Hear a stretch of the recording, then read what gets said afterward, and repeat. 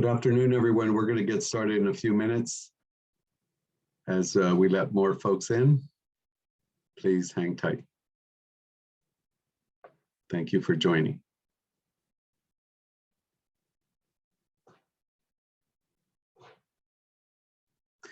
We're going to be asking you to give us a response to this question as we begin. As you are beginning the new term, what's helping you stay student focused? And if you wouldn't mind, please just putting your responses into the chat. That way we can all share in reading them as well.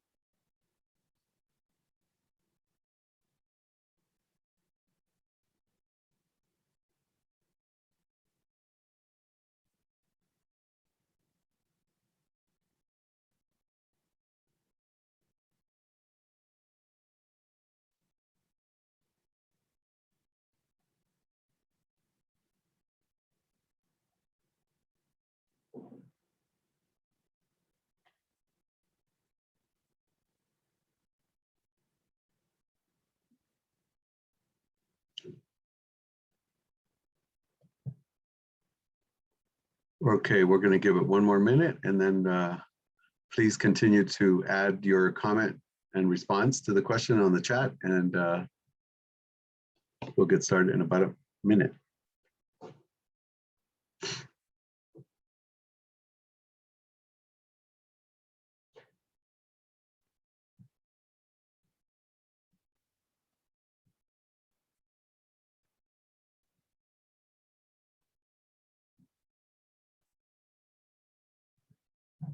Thank you for your responses. I'm starting to see a good number of them coming in.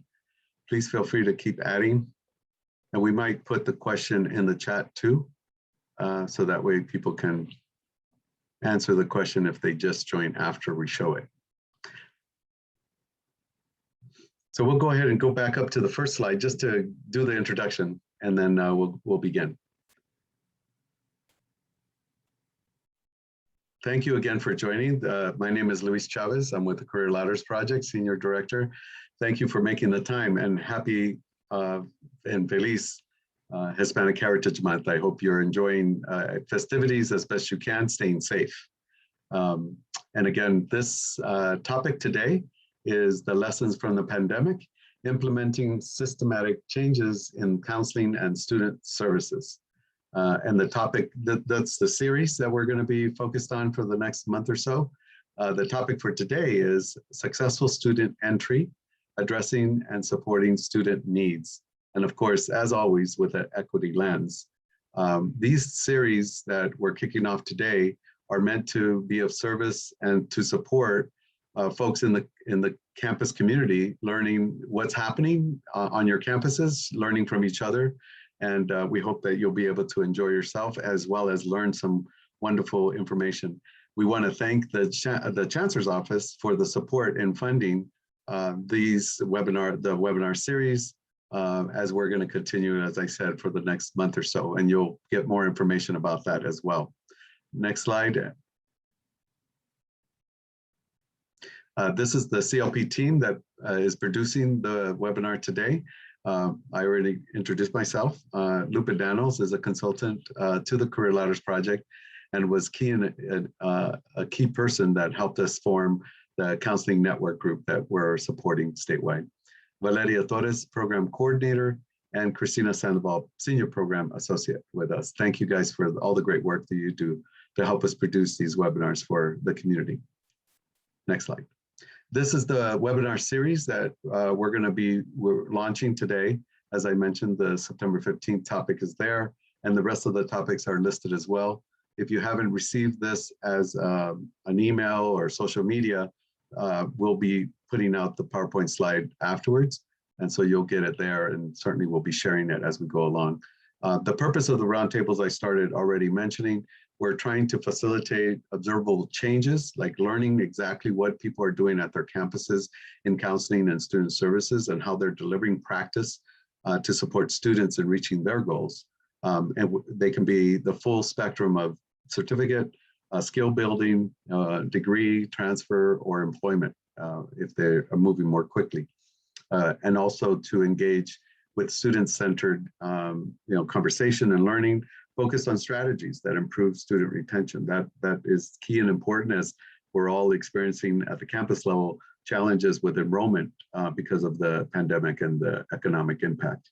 So that's another purpose of the Roundtable series. And then thirdly, building on the lessons and innovations, like what exactly the campuses are doing to address pandemic, while at the same time having policies that are student-centered, equity-centered, and are structural and highlight structural changes that the colleges are putting together to make improvements and serve students better through counseling, and in particular, student services supports across campus. Next slide, please. These are the goals that we have for this session. In particular, we want to foster their learning, as already mentioned. That's one of the major goals of these webinar series, to foster exchange and learning among counseling and student support services professionals, to share approaches that support students' social, emotional, academic needs, especially in this transition back, or I should say, hybrid back in some cases. We're going to hear from these wonderful speakers that are going to be talking about what's happening on their campus, and you'll see there's a full range of what it means to come back and how they're coming back. And then thirdly, share examples of policy changes to support students' re-engagement and the retention during this transition back to whatever format you're following, in person, 100%, hybrid, or not. Thank you for that. And so I get to introduce our wonderful speakers here. After I finish the quick round of introductions, we're going to start with our first speaker will be Jose. So at the end, he'll get started with a short time that he'll have to talk on topic of his choice. So first of all, I want to thank Dr. Paul de la Cerda from Cabrillo College, new to the campus, but not new to the system. He's been around for a good while. He's Assistant Superintendent and Vice President of Instruction. Thank you, Paul, for being here, for sharing your knowledge and your experience, and also the new campus that you're at. So thank you for being here, and we're looking forward to your contributing, as well as a surprise special guest that you're going to insert into your time. So thank you. We'll look forward to hearing from you and from your colleague. The next person is Melissa Sakoonphong. I know, I'm so sorry, I'm destroying the name. So when you say it, please correct me. She's the Counseling and Guidance Coordinator for Guided Pathways, and she's also Facilitator for Guided Pathways from Chaffey College. Really happy that you're here, Melissa. Thank you for making the time. And lastly, we have Jose Hernandez, Interim Associate Dean of Outreach, Onboarding, and Engagement from Santa Monica College. And so these three wonderful individuals and colleague that Paul will be having join, we're happy that all of you are here with us to engage with the audience. And first off, start off with your topic that you would like to share about what does it mean to return with equity in mind. So we'll get started with Jose, and we'll take away the slideshow so that people can see you more clearly. And oh, by the way, thank you for this slide. We do want you to engage with the speakers by asking specific questions to the speakers by naming them and then putting their a question that you might have for them. Or you could just say, I have a general question, and then put it in the chat, and we're collecting all those and saving them for the Q&A that we'll have at the end. Thank you for this. So now we'll begin with Jose. Thank you, everybody, for joining us. Gracias, and thank you for having me, and happy to be a part of this conversation. Jose Hernandez, Interim Associate Dean of Outreach, Onboarding, and Student Engagement. I'm new to this role. I'm about to complete 1 year and really learning what it means to be in this position. But one of the things I love to share is that I'm a counselor for life. I come from the counseling faculty, and that's one piece about me that's never going to change. So what I really appreciate is bringing all those skills into this new leadership position to really support our students as they engage and embark on the journey at the community college. And one of the things that I wanted to start to discuss is really how Santa Monica College has been coming back to on ground. And it's been a challenge. It's no one size fits all. I think every community is different, and there's a lot we're learning from it and hope to only improve. As the one thing I'm always remembered by my students is that every set of students that comes in is different. So we always have to constantly be reassessing the needs of our students. I think sometimes we get stuck in doing the same thing over and over again, but we need to take those pauses and truly understand who they are. So currently right now, we're about 15% on ground. I mean, the goal was really to be higher on ground in-person classes, but as the pandemic changed with the variant, I think there was a lot of pullback from that. So we're currently 15%. The goal was to increase our presence. The variant hit, that put it to a pause. So we remain at status quo to really focus on a light footprint on the campus. In early August, the board unanimously voted on mandate vaccination at the campus for all students and staff. I think that happened so quickly, we had to pivot and respond to how do we support students as they come back to on campus. And for those who want to be here, what are they going to be engaging and encountering? So part of it too was providing some professional development for faculty who were going to be teaching these on-ground classes prior to the start, but then also some communication to our students. And I think the hardest part about that is the level and the amount of communication sometimes that is sent to students that gets to be overwhelming and really getting a sense of where are they at, where do they follow, how do they go? And when you're not in person and you're virtually sometimes navigating that virtual world, where do I start? Who do I go to? Who can I connect? And I think one of the beautiful things about being on campus is really that sense of community that we are able to build. So how do we do that in a hybrid model? So as we were transitioning back, there were classes that were reduced from in-person to virtual. And now the goal was, we have a short timeline to encourage our students to complete a process. So a process was created for students to upload and submit a verification of vaccination. And if they didn't have that verification, what was going to happen next? So there was a hard timeline for that. And so this is where I'm really proud of where the campus responded to this. Sometimes we tend to come up with ideas or projects and they kind of remain in one area, but how do we do the all call to then have other areas respond and really truly have a community response?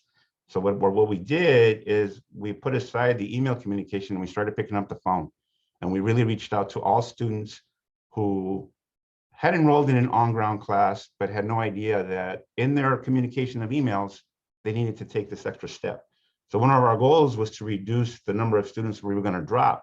And so the best way to do that, we actually have, and I'll get into this in my next conversation, is having students also support this process. We have what we call student ambassadors who are calling students to have that engagement in the conversation about making sure that they uploaded it, where and how, and then follow through with the process of confirming that vaccination information so that they can go ahead and move forward with the on-ground classes. So as a result, we actually didn't end up dropping as many students as we feared we were going to, because we put in the jale, we put in the trabajo, all those folks got together and banded managers, staff members across the board, because we're all here for our students, remembering that this is the why. The question of why we're in it, what we're doing, why are we here, what is that why, and always that constant reminder of the why. So I was very pleased to be in that position and to have that impact and that role in helping our students return to on-ground classes. So now the goal in the winter is to hopefully increase our presence to hopefully 35%. And then at the end of the week, we'll find out more that we want to hopefully have more classes. What we are experiencing and seeing is that for those students that are here, because there are limited services, they're coming here for an experience too, not just for that learning, but what is available to them to access. And so right now we have the library that's open for them to come in to study because they need that space, but it's very limiting. So we need to find out more spaces to provide that are indoors, not just outside. And they're coming to the building to look for other services. And unfortunately, our student support services is currently still remote, but we're looking to hopefully come back in person and expand that because our students are here looking for those engagements. And so this is where we are with the returning. We're still learning a lot. And I think as long as we remember to be flexible and to be have those open and honest conversations about what works, but also keeping our ear to the ground and connecting with those students who are struggling with these processes. Because I think sometimes we miss that step. As a former counselor, one of the things I've always prided myself in is my engagement with our students. How authentic can we be in how we engage with them? Because they come with so much, and to burden them with so much information, what's the best way we can unpack that and provide it in a way that they can process, but also feel ownership to it, and then also increasing that sense of belonging that we want you here and we're here to support you for that. And so one of the ways that I feel fortunate in my area to stay engaged is we constantly engage our students. We have student ambassadors that we've hired who are constantly providing support via telephone, via virtual spaces. They're actually coming with me and some of our staff to do presentation at the high schools because they want to see and hear from those who are doing it. They don't always want to hear from this viejito here who's been there and done that, right? Because now I'm just reminding my grandpa and my parents, but I really want to be able to connect with those who are living it now. So we have students who are putting in positions of leadership with providing them with the resource and the tools. And I think the big win with that is that we're providing them with skills that they can actually take beyond this experience and market for themselves for employment. So how are we continuing to engage our students in what they've learned and their willingness to give back and empowering them by providing that sense of leadership to really own and be confident in who they are and sharing that information with our peers. Because I'm a big believer that in what we create and how we feel about ourselves is what we get to pass on to our students. So if I create that space for my staff and my support team who are forward-facing, engaging with our students, if they feel confident and comfortable in the spaces that they're in and they feel supported, well, guess what? That's a win-win situation for our students as well. So I'm constantly conscientious of the who, the how, and the why, because it's not something I do by myself either, right? Yeah. I'm a big collaborator and I struggle with virtual spaces. So how do I stay the collaboration process engaged and on task? Thank you so much, Jose. You've been so thorough in your introductory conversation and your topic that I think you might have already answered the follow-up 1-minute response question that I was going to ask you about the impact.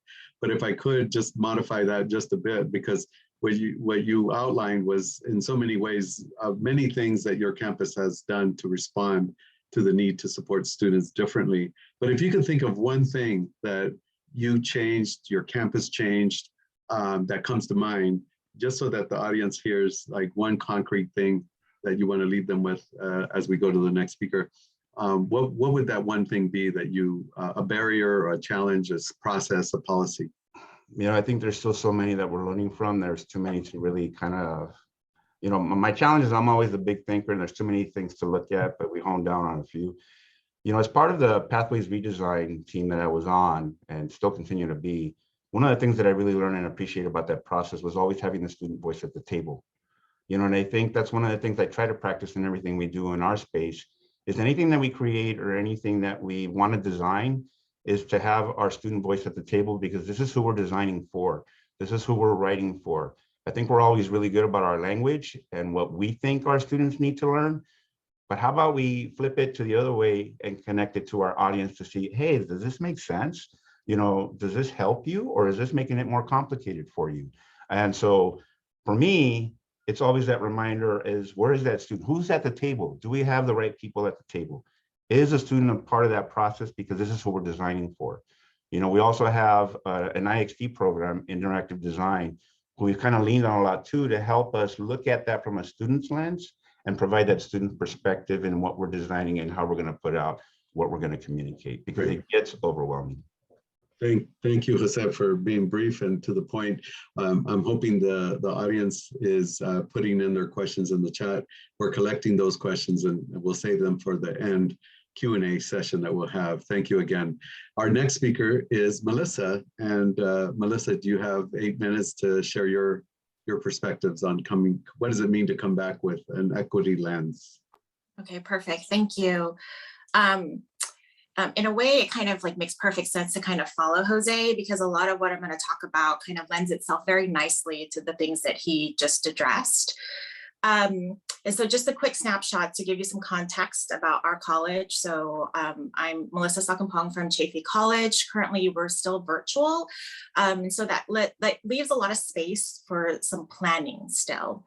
And so although we have programs that we're not able to kind of move online, so those programs are face-to-face, but the majority of all of our services are still online. And so that gave us some time to kind of think about how do we make this shift? How do we pivot? How do we come back? And so we really kind of started thinking about all of the structures that we had in place prior to the pandemic, what happened when we made that quick shift from face-to-face to online. And so we used some of those experiences as really kind of a springboard to kind of think about what we're going to do when we come back. And so a lot of what we're doing right now is kind of in that pre-planning phase, thinking about these are the things that we have. These are the similar experiences that we can use. And so we've used that as a baseline. And so what I mean by that is we have a work group that has been working really diligently, even before the pandemic, thinking about like online counseling, right? Like how do we move our services online? And so we're kind of moving into that direction where we're asking that work group to think about now that we're making this shift back to campus, what are some of the things that we should be looking at? What are some of the pieces of technology can we utilize? Like how can we mirror the experiences that we have currently virtually back to face, but with that twist now that we have, this kind of pre-pandemic stuff happening. And so some of the things that we're looking at is like, touchless experiences or the QR codes, all of these things, but we're still kind of just in that research and analyzing phase because we have some time to think. And so we're really thinking about what are some of those pieces that make sense? What are some of those pieces that might not? And then the other piece is, and this is huge in terms of our guided pathways work, is to, when we're thinking about pre-planning, is to not plan all of it, right? Because when you do that, you exclude that flexibility piece. And so then it makes it really difficult to pivot or shift when you need to. It's impossible to plan 100% of any project of anything. And so when we go into any of our projects thinking that we need to plan for every nuance, one, that slows down our progress, and two, that doesn't leave space for us to move when we need to.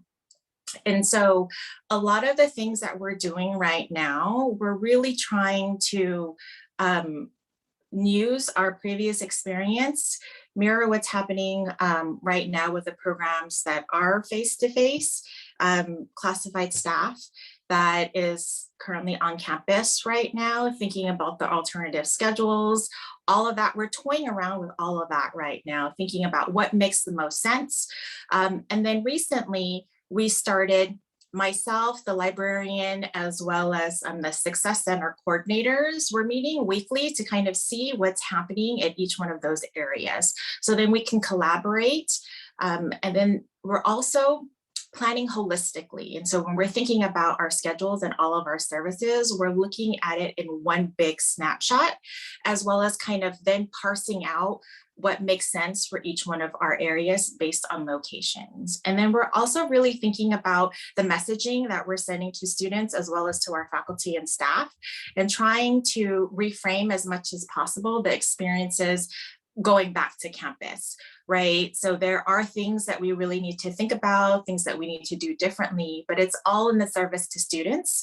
And so we're trying really hard to really make it as easy and as seamless as possible. There are lots of things that we've learned through this whole pandemic, right? And that if we collaborate and do things holistically, it makes our work a little bit easier in that regard, because we're each taking a piece of the puzzle, and we're also kind of thinking about it holistically. So in my conversations with the Success Center and the librarians coordinator today, we're really able to kind of think about, hey, how can we work together? We know that this has been the direction of the college. For spring, we're planning 35% face-to-face, 65% online, but we've kind of redefined our face-to-face, right? In the sense that it's like fully face-to-face 100%, but we're also including hybrid in that model. And so, and then we're thinking about face-to-face at 35% as a college goal, not necessarily a programmatic goal. And right, so then that gives us the flexibility to say, perhaps the support areas, maybe we're going to be, our target individually is less than 35, but as a whole, we're meeting that goal of 35%. And so thinking about our work campus-wide instead of programmatically, again, going back to one of the big guided pathways principles is kind of just, we're doing this together, right? So it's not just one area versus one area, it's thinking about our support to students holistically. The other piece is really kind of getting the feedback from students utilizing the technology that we have. A lot of times we kind of go to, let's find this new big shiny thing, but really we have the technology in place to get to what we need. And so we're thinking very differently about scheduling. We're scheduling as a whole, very similar to how we're thinking about going back to campus as a whole. And so a lot of the things that we're using is really kind of maximizing the technology that students are currently using to provide us feedback, pulling reports, looking at how the demand is to adjust and shift, again, going back to kind of semi-planning, not planning completely 100%. And so then that gives us space to kind of move and shift wherever we need to. I feel like I might have gone very quickly. How am I on time? No, we're just about there. So okay. I could move into your one question and response. Thank you so much, Melissa, for that comprehensive view into all the different ways that your campus and you in particular in your role trying to make the lessons that you're learning apply, not just for the right now, but for the future. And actually, in some ways, people have commented before how the pandemic and this crisis has really liquefied the status quo and has made open opportunity to make some changes. So as you're thinking about the things that you're making immediate changes right now, what's one thing that you could point to that's helping you in prepping for future terms, future, when you do the next term and beyond that? I think the biggest lesson learned for us and the biggest takeaway is the collaboration piece, because we've seen in a really short time frame how planning holistically and kind of just reframing some of the existing language and the way that we've defined things at the college has helped our work moving forward. And so there's been cool things that has been developed, like we're now massively using like one Excel spreadsheet to plan all of our sections. And so we can see holistically across the entire district how people are planning their sections by our ACCs, which is our meta majors. And then we're layering our support just to see, and that's where I was talking about our conversation earlier about the librarians, the success centers, and myself talking collectively, like now that we see this whole scheduling for the entire district, what does that mean for our services? And so that has been a really cool thing that came out of the pandemic. Thank you so much, Melissa, again, for your insights and your willingness to share where your campus is at and where you're trying to build for the future in this climate that we're all going through. So thank you for that. On to our next college, and that is Cabrillo College. And just to kick us off, we have Dr. Paul de la Cerda, and he also has a special guest that will be joining him from his campus. So I'll begin with Paul first for a few minutes, and then when you're ready, turn it over to your colleague, and she can introduce herself, and then have a few minutes to also share. So Paul, take it away. Buenas tardes, everybody, and a happy HSI Week to you all who are Hispanic serving institutions, and also Hispanic Heritage Month to you all. As we enter this obviously transition to a fall semester, Cabrillo College is really, I think, kind of a little more ahead of my colleagues here in regards to onboarding students on campus. We're about 30% to 40% on campus currently. And that certainly, there's no one size fits all approach. Every college is approaching this locally and working with their community, working with their board of trustees, of course, and the comfort level of everybody within the community. For us, we have absolutely been focusing on equity, focusing on the topic about what it means to be an equity-minded campus. So how are we doing that at Cabrillo? And we're learning, we're learning from others by sharing in groups and being involved in networking with each other. We have a lot of resources to learn from each other. So that's one area where I think a lot of us are going through a lot of professional development opportunities. The faculty are engaging in some wonderful faculty engagement with the academic senate, attending conferences and talking about this brave topic of how do we create a campus that's belonging and welcoming for those students who have chosen to enroll on campus, and also continue to engage in keeping our online students feeling welcome as well at Cabrillo College. And so we've kind of looked at a few areas of equity and continue to really look at the 4 pillars of guided pathways, of course. And in there, we're looking at how can we continue to look at our policies, we're continuing to look at our practices and activities that continue to reduce equity gaps for our students and their participation across a host of student-centered opportunities and groups, as well as how can they have equitable access and success. And so we have looked at policies and working with our K-12 partners as well, and really try to, again, as my colleagues had said, collaborate. Many of the things and practices that my colleagues have said, we absolutely are also working towards, so I won't be repetitive, but I will include in there how important communication right now is. And we have to really make a recommitment to how we communicate to each other as internally to our staff, faculty, and community, as well as with our students. And the modality of communication is really difficult because not all of our students are, as we all know, use email as the way to communicate. So we have had to be more creative in using social media, also asking our faculty to share within their classroom different things about COVID, certainly about making sure that they're uploading their information and making sure that they're getting tested as well, giving them that opportunity to do that with some space and some grace period, but also realizing safety is really important for everybody. And so, we have set deadlines and timelines, and we're being very communicative as much as possible. This is the time to overly communicate. Don't think that you're not doing that, because you need to do that with each other. And in that, sometimes it feels like you're just bombarding messages.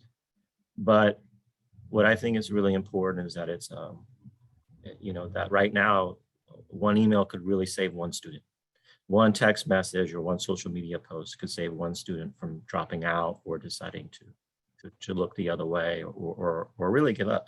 And so we've got to remember that everyone has days when they feel like they've reached their limits. Everyone has those days. And sometimes the obstacles just seem way too much, right, to overcome. But I think the lessons learned really in this area is that heroes, and we're all heroes, they cry too. So you have to really and we got to start focus on ourselves, and we're making sure to do that by celebrating as well. We had an Hsi Week celebration last night on our campus. We celebrated with a mural that we painted to be a welcoming mural for our community. And that really has, I think, inspired many people to feel like they belong back on campus. And we had a great, safe celebration last night. And I would say that over 200 people attended, many students. And that sent a message, I think, throughout the community that we're open again on campus. We're still available for you online. We pivoted, our services are still there. Annabelle, I'm going to have you go ahead and also share from your perspective. Annabelle is our Director of Adult and Workforce Education, and she's going to share a little bit about how we're still keeping our adults engaged and working with our other special populations. Thank you, Annabelle. Good afternoon, everybody. And thank you, Paul, for the question and for the focus on adult learners. Oftentimes when we think about equity and equity groups, we miss adult learners. And in our region, we have an adult education consortia, such as you all do. 85% of adult learners in our consortia are Latino. And we have, during the pandemic, we saw the largest decline in enrollment was with ESL students. And this was the same trend that we saw at our local adult schools in our region and across the state. We had an almost 600% decline in enrollment. We saw this heaviest represented in the beginning ESL courses for a variety of reasons, because of digital literacy skills, and the same things that students were experiencing, loss of employment, daycare, and just their systems and their routines being disrupted. We know how important the relational work and the engagement is for adult learners, and especially adult immigrant learners. Some of the strategies that we had been testing and really doubled down during COVID was, and I'll mention a few of these. One was the use of a non-credit application. That's an application that is easier to access. We developed it out of a Google Forms. I know some community colleges have them, and they have different formats and platforms for them. The questions are much less invasive, and they're not as intimidating. We don't ask students for a social security number unless they voluntarily ask for it. After they submit their non-credit application, we follow up with a telephone call to welcome and to congratulate them. And that is that first person-to-person communication. They have an opportunity to ask about classes, and so we're ready to talk with them about classes as well. This is a best practice, or a promising practice that can be scaled up. It is labor intensive, but it has resulted in larger enrollments, and students feel supported and engaged with the college even before their first day of class. Another strategy that we utilized is an adult registration fair. We had an in-person masked up registration fair where we had bilingual faculty and staff that were available. We gave it a community, we called it Cabrillo y su familia. We wanted to make sure that it was open to not just adult learners, but to everyone, because we understood that there was a pent-up registration need, and folks didn't know if they could come onto campus or not. They had kind of been hearing things, and so we just invited folks onto the campus. And we did it at the Watsonville Center, where we had, one, the largest decline in enrollment, and two, it's a Latino immigrant community. We made sure that we had food and music. We had it in El Patio where it has papel picado, and so we wanted to give it that celebration feel as well. We had counselors that were available to do counseling on site. That in itself had a line wrapped out, down the hall, and that led outside the building. The next room, we had people that were helping with the registration. So we had folks helping with dual enrollment, with CCC Apply, and with the non-credit application. We saw an immediate tick in enrollment for the next 2 days. So that was something that was really exciting, and something that we want to continue to do. Thank you, Annabelle. Thank you so much, Annabelle, and appreciate the detail and the way in which you already included response to the question that we had for you, and that Paul addressed some of it as well. Thank you, Paul, for showing that beautiful mural that was presented at your campus, because it's a community effort, as I understand it. So really just pointing out, Annabelle, the reminder about the different types of students and the populations and the communities that you're serving. That's so important at this time, right? The economic impact and the pandemic, the way it's affecting every student differently, and some populations because of the conditions of where they're coming from or their own communities need additional supports, and what you shared really highlighted that. So thank you for that. And we do have time. We're going to be moving towards getting our Q&A set up for in a minute or so. But before we start that, I wanted to just give a little background on the community of practice that we're supporting through CLP and ask for folks if you're interested to join. I think that's a slide that's going to be coming up. It's called the California Counseling Network, and there'll be a link on your chat room at some point where you can join if you wish. This represents counselors from across the state, both college and some high school, not a lot, but a good number of high school folks that are supporting their students. So this was our way to kind of support the larger community working together. And you'll see the link in the chat. We also wanted to share with you information about the next presentation and roundtable that we're going to be doing, and that's, I believe, the next slide, on social justice learning communities, lessons from equity leaders, and that's going to be on September 29th. We hope that you'll share with your colleagues and join us for this next webinar as well in September.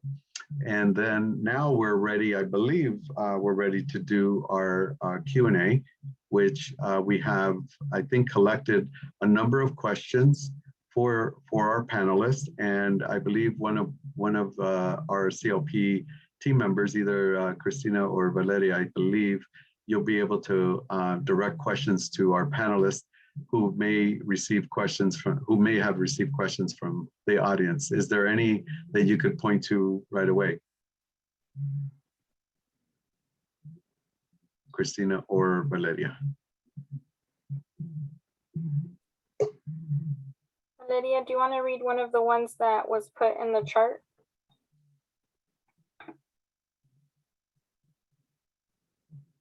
If she's having trouble turning on her mic, I guess I could probably go in there.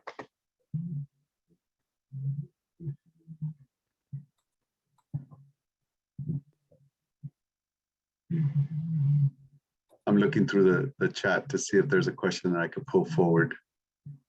Oh, and thanks, Christina, for putting in a couple of reports. So if you haven't seen these, the staff, our team put in to the chat, Santa Monica has a document on student voices in the GP redesign. So that's in there, a link if you'd like to check that out. We also have another case study on how Chaffey moved student support services online. So you have that as well to look at. Let me go to see if there's some questions in here. Let's see, this is from Christina. You put in some questions in the chat. What are some examples of being flexible? What policies need to be addressed, changed, or modified to meet student needs? Some of this has been addressed, but feel free, panelists, to add to it. How do we support students in reaching their educational goal, in whatever that is, degree, transfer, certificate, or otherwise? So anybody from the panel can address any of those.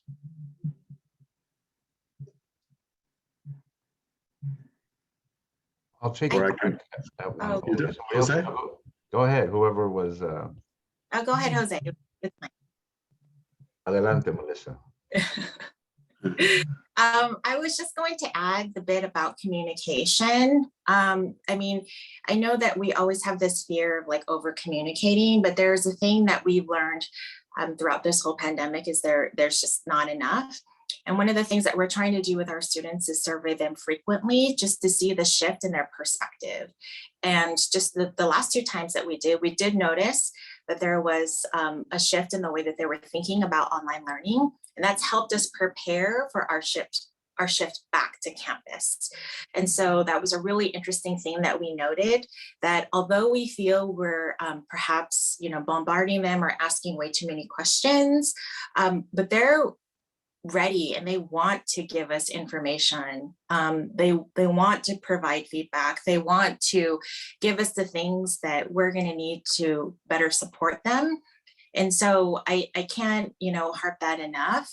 And I think the other thing that IR did notice was the timing of when these things go out makes a huge impact on the return for the information that we're getting back. And so just those tidbits.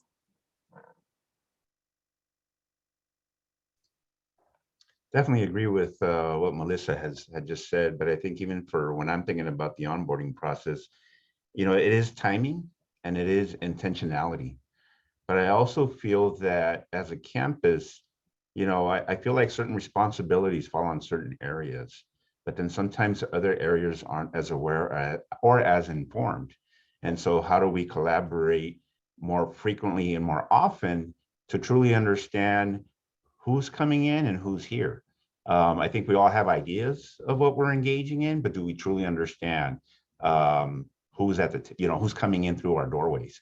And I do believe that they change, the shifts change. You know, what we're encountering now are students who did virtual learning for an entire year. So that definitely shift their way of thinking and how they approach things, you know, and as we are now back in person or hybrid, that'll probably definitely shift and change the type of students that'll be coming in as we continue to move forward. So I think we have to constantly be informed and aware of who's coming in and how do we do that in an efficient manner where they don't get surveyed out, because I think that's always a big concern too, right? Oh, here's another survey. But how do we also incentivize some of these surveys that we really want information from? Or how do we create these forums for students to share? Because as Melissa said, they have plenty to say and they have plenty to share and they want to. And I'll just add, you know, on the communication side, our counseling has absolutely been doing as much as it can, you know, with the limited resources that our counselors do have. Sally, I see you there, Sally, Dean Larder. She can unmute. I know she can share right now kind of what counseling is doing and how, you know, it's limited, but we're still providing online counseling. Yeah. So the majority, we've got the Aptos campus and we have the Watsonville campus. So we've got two campuses that we serve, and we're doing a combination of lots of Zoom and lots of phone appointments, but we're also doing some in person. And we've done it in a couple different ways. Some outside on Watsonville campus, it's been through El Patio and outside with the academic counselor and students coming up and getting the services that way. On the Aptos campus, we've done some kind of converted a big hallway with plexiglass in a space where students can come in and access some on-campus services. We've got air filters and plexiglass and everybody's masked up. And so you know, protecting our academic counselors and then also having that in-person presence for the students who really need it. Because I feel like we've done a great job of doing awesome stuff online. For the folks who can get online, they're able to get what they need. But where we need to support is the students that doesn't work well for. We need to have that in-person support for those students who really need it. And so that's how we've been trying to meet the need. Thanks. Thank you for that, Dean Lauder. We really appreciate that. That reminds me that last night I watched an old documentary or short interview with Mike Rose, who passed away recently from UCLA, and I've been reading lately his book, Lives on the Boundary, and it just I don't know if folks know who he is or read that book. I would suggest people pick that up because it really provides that inside look, the sensitivity to what you just talked about, servicing and taking care of the students that don't have the luxuries or the privilege to have some of the resources either at home or at their campuses. I think the insights that he gave in his work, his life work of paying attention to all students and students that are the furthest from opportunity and the furthest from the support that they need. So you reminded me of that, what I was watching last night. Thank you for that. There was another question, I believe, Christina, there was one in the chat that you wanted to share. Yeah, there's actually two for Melissa. First is, what specifically did you find was helpful with timing and communication? And Melissa, you had mentioned using a QR code. Kathy says, that sounds fun and interesting. Where do you use them? So the first question about timing of the survey, we noticed a huge uptick in the responses that we were getting back. And we attribute that to the time that it was sent out. So Friday, like around 8 a.m. was the best return for us. Just typically around that time, there wasn't, perhaps students are doing their work Monday through Thursday. I'm not quite sure what the attributing factors are, but that was what worked for our campus. And then the other piece was perhaps the design of the survey. We tried our very best to keep it to yes, no answers, as well as ask a one fill in the blank question. And the question at the very end was open-ended. And so that question was, if we could change one thing for you, what would that be? And so we tried to simplify things as much as possible, as well as time, when the first one went out, and the consecutive reminders. And then the second question about the QR codes, we're trying our very best to mirror their experiences outside of campus to on campus. And so what we started with was just simple flyers that say, welcome back, for students that are coming to campus, but we're not currently providing all of our services face-to-face yet. And so we're introducing students to the QR code concept. So we're saying, welcome back. Currently, we're still providing services online. So then there's different QR codes for each one of our scheduling services. So there's one for counseling, there's one for our queue list for financial aid, admissions, and records. And the other way that we're thinking about using it is for self-check-in when we come back on campus. And so we would have a QR code for them to check in, very similar to how they did before when they came to check in at our computer station. Instead of typing things in, they would just scan the QR code and then do things remotely. And so those are some of the ways that we're kind of strategizing on using QR codes. Thank you for that, Melissa. Someone asked, I'm assuming they're asking about the book, Mike Rose. So I put that in there, but I'm also putting in the YouTube short interview with Bill Moyers, that if anybody wants to take a look at, that's what I was reviewing last night. It's about it's about 18 minutes, I guess. Anyways, other questions in the chat, Christina, for our panelists? I saw a question, at least as it was about, maybe it's just to me, about technology and how have we been looking at new technologies during COVID. And we're looking at right now actually exploring an app that will actually create a sense of belonging for our students and allow them to have access to everything on one application on the cell phone. And what's really difficult is that our websites are just have so much information. There's too much information many times too. And so we're looking at working at building an application that is kind of a go-to one app for our students. Maybe some of you all have that at your campus already. I know many do not. Some of them are not happy with how their website translates to mobile. But that's a very important part of what we see, is that how are students interacting? Many students are taking their classes still through their phone. But also, I think it's having everything accessible, whether it's where do you access student health services? Can you schedule appointments through your phone? Can you schedule academic and career counseling through your phone? How can you access the retention office in our hub, which is all of our tutoring and learning center programs?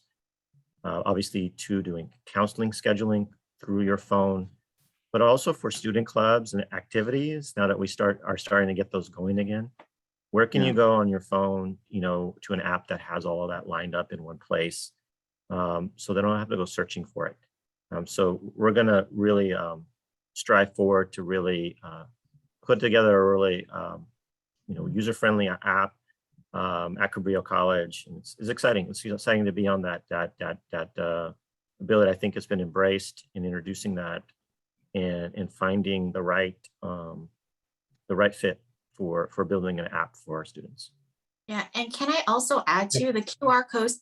The QR code piece is really simple too, because if you just pull up the Chrome browser, and if you just pull up any link on there, specifically if it's a permalink, one that's going to stay stagnant and not change every so often, then there's like a little kind of target thingy that it turns that link into a QR code. So it's just as simple as pulling up a Chrome browser, taking a snapshot of that QR code, and then you're done for whatever link that you have. I actually dropped an example of a sheet that we use at the front, right outside our student services building. kind of what you're talking about, Melissa, is a list of services with their QR codes right next to it. So I dropped it in the chat so you have access to that, so you can see how we're using it and how useful and helpful that is. And also we at Santa Monica College do have the SMC Go app, an application for the college where students actually refer to for all the information. And I was really impressed when I was outside helping these students, how many of them were actually utilizing it to go to their different options without having to maneuver many different pages. So it's something that we're still learning. You know, and I used to like to say I was very tech savvy, but I'm losing that touch. And so now I need to stay engaged to make sure I know how to engage our students, but it's also teaching them as they onboard, so they know that's part of the culture. And I think that's going to be happening over time as well. I want to just bring this to a close and thank you all for such a great exchange, learning, and sharing your experiences. This has been a challenging time for every campus, for everybody involved, because clearly you have the student front and center in your mind, and you're also paying attention to the equity issues, and not just one type of student, but all types of students and the community that you're serving. Thank you for all you do. We do want to move towards having a little bit of opportunity to get feedback from the audience. So we do have a Menti meter question. So you just go to menti.com on your device, put in the code 5601-8548, and it's also in the chat. You can link through it there. And if you wouldn't mind, please give us a sense of the session, you know, how the session worked for you. This session included changes that I can make in my practice to accelerate student progress and reaching their goals of completion. So your response to that, you agree or maybe not agree, or it doesn't apply. If you could respond to that, that would be great. And then these responses will be collected throughout the afternoon. So we'll be able to go back and check out your responses.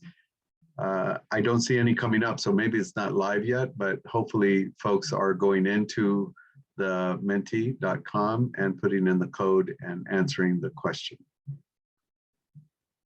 We could go to the next, I don't know if we should go to the next slide, or maybe it's not going to show responses. I'm not sure. Okay, here we go. The next question has some responses already, so you'll see these popping up. Name a change that you plan to take back to your or adapt at your campus to accelerate students' progress in reaching their goals of completion. So there's some responses here. Make sure student voices are always being considered. Using social media and electronic engagement strategies. The session was great. It was great to hear what other campuses are doing. Thank you. Include more of the student voice. Thank you for that feedback. I like the idea of outside counseling. I can make this suggestion to my team. So thank you for all these responses. Keep them coming. Maybe we can go to the last question. This session introduced strategies to improve student retention. And hopefully, you know, if you agree, please respond. If you don't, then we also want to hear that too. So if you'll have time to go through this. Well, we have more questions, so please keep going through the questions, and we're trying to use this information to improve each session that we're doing, each webinar session. We have 5 more to go, 6 total. So all this information is important for us to learn from. So the next question is, list any retention strategy introduced in this session that you plan to take back or adapt at your campus. And so some people are mentioning that they're going to use peer mentors, school ambassadors. Person is saying awesome. I'm assuming that all they heard was awesome. Any other feedback, please keep it coming. Oh, here's another one. Find other means to communicate with students aside from email. Correct. I mean, Jose addressed about we all need to keep up with social media and changes, and it's hard to, but this is what our students need, and finding ways of communicating with them in their language and their platforms is all important. Do we have any other questions in the Menti? This session introduced student-centered policy and structural changes colleges are making in counseling and student services. So again, this will be open for a bit. If not throughout the day, might be multiple. I'm not sure. Maybe Christina or Valeria can let us know how long this will be open. It'll be open for the next week, so you all have the opportunity to go back and add more or share more information, and you can either use the top portion, which is the www.menti.com, and use the code, or the link that was put in the chat. Both work on any device. Yeah. Thank you so much, Christina, for that update. I want to thank the panel again. Thank you so much, panel, and also the CLP team for helping produce this, and of course the Chancellor's Office for their support in producing the webinar series. Please be safe. Take care of yourselves and others around you. We'll be sending out the material and information to those that registered. Please look out for the next information about the next webinar. We look forward to seeing you then. Be safe, take care of yourself, and again, happy Hispanic Heritage Month. I hope you get to enjoy it a little bit. Con el grito tonight. All right, thank you, bye-bye.